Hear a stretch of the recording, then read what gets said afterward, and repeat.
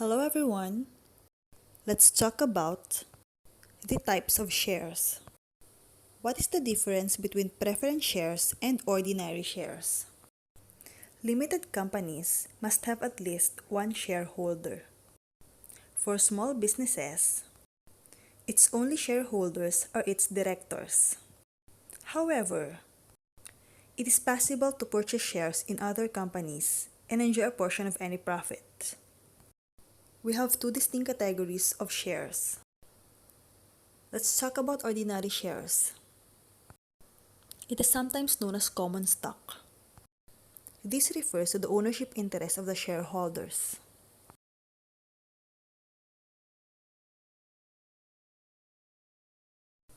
Ordinary shareholders are entitled to vote at meetings as well as take dividends from the company's profits. Voting rights means you have a say on issues such as salaries and the future directions of the business. Shareholders have the right to vote for board of directors and share in profit and loss. The dividend is not a fixed amount, but can vary according to the profits of the company. Here is an example of a journal entry of a common stock. Say the company issues 100,000 common shares at $20 at market value, while the par value is 0.01 cent per share. Debit cash 2 million, 100,000 multiplied by $20.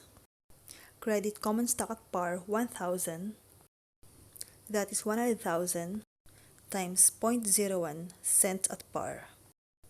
Credit additional paid in capital 1,999,000. That is the difference between cash and common stock at par. Par value in simple terms means stated value or face value, while additional paid in capital is the value of share capital above its stated par value. Preference shares comes with no voting rights, but they do provide an advantage over ordinary shareholders when it comes to receiving dividends. Preference shareholders are the first in line for dividend payments, both when the business is operating and also in the event of the company entering liquidation in the future. But despite this, companies may choose not to make a dividend payment in certain instances. Even if you hold a preferred stock, you will still not be able to receive a dividend payment if the company decides not to issue them. It has two types, the cumulative and non-cumulative preference shares.